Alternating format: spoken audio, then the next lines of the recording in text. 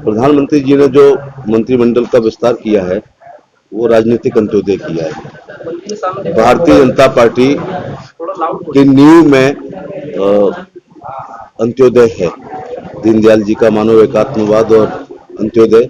लेकिन अंत्योदय की परिभाषा लोग अपने अपने अनुसार भी परिभाषित करते रहे।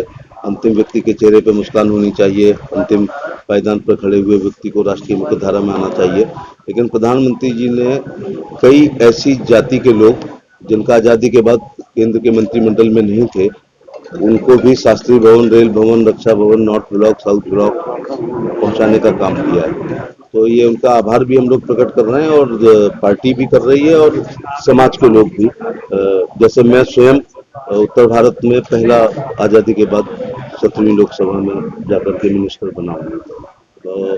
बाकी लोगों को ये भी करना चाहिए था कि अगर कोई समाज का एमपी नहीं होता है तो राज्यसभा के माध्यम से भेज करके उस समाज का भी प्रतिनिधित्व लोकसभा और राज्यसभा में कराने का प्रयास करना चाहिए। नागरिक संशोधन में आपने देखा होगा कि अफगानिस्तान में, पाकिस्तान में और बांग्लादेश में जो वहाँ की माइनॉरिटी माने हिंदू, सिख, ईसाई और पारसी और बौद्ध हुआ करते थे, उनको भारत की नागरिकता के लिए रास्ते खोले। इससे ज्यादा और उनके प्रति सहानुभूति दिखाई है प्रधानमंत्री। कांग्रेस इसके लिए बड़े रूप से इसलिए जिम्मेदार है कि लगभग 6 जनगणना उनको करने का मौका मिला। ये 31, 41, 51, 61, 71, 81, 91, 2001, 2011 ये जनगणना हुई है। ये तो कांग्रेस ने पूछा आपका नाम क्या है, पिताजी का नाम क्या है, आपके पास पक्का मकान है, आपके पास कच्चा मकान है, आपके पास मोटरसाइकिल है, आपके पास नहीं है, आपके पास एसी है, नहीं है, बिजली है, नहीं है, कच्चा मकान है, पक्का मकान है, छप्पर है या खपरेल है, आपकी शिक्षा क्या हुई, एक जात और पूछ लेनी चाहिए थी। तो अब आप पूछेंगे क्या?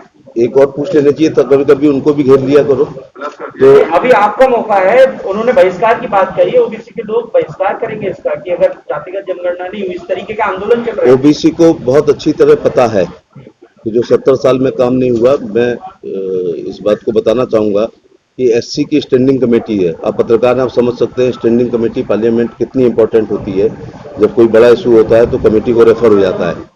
एससी की स्टैंडिंग कमेटी थी, माइनॉरिटी की थी, एसटी की थी, लेकिन जो बहुत बड़ा वर्ग है ओबीसी, उसकी स्टैंडिंग कमेटी नहीं थी। मैं प्रधानमंत्री जी का आभार प्रकट करना चाहूंगा कि उन्होंने स्टैंडिंग कमेटी ओबीसी बनाई।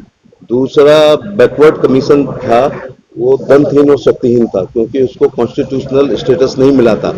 एससी एक परीक्षा में पूछा गया एससी कमीशन के चेयरमैन कौन है, 90% बच्चों ने उसका जवाब पीएल पूनिया के रूप में दिया। लेकिन दूसरा क्वेश्चन था कि ओबीसी कमीशन के चेयरमैन कौन है, तो बच्चे नहीं दे पाए। इसमें कमीशन के चेयरमैन की गलती नहीं है, कमीशन को पावर नहीं था, वो दंतहीन शक्तिहीन था। एससी कमीशन सम्मन कर सकता है, एसपी, डीएम, डीआईजी, आईजी को बुला सकता है, एफआईआर करा सकता है, उसमें एफआर लगने पर रिव्यू कर सकता है, गिरफ्तारी ना होने पर रिमाइंडर दे सकता है। लेकिन बैकवर्ड कमीशन को ये पावर नहीं थी। मैं फिर प्रधानमंत्री जी का आभार प्रकट करना चाहूंगा कि बैकवर्ड कमीशन को संवैधानिक दर्जा दिया। जब वो राज्यसभा में गया तो यही ओबीसी का गाना गाने वाली कांग्रेस ने पास नहीं होने दिया था। जब राज्यसभा में हमारा बहुमत आया तब जाकर के बैकवर्ड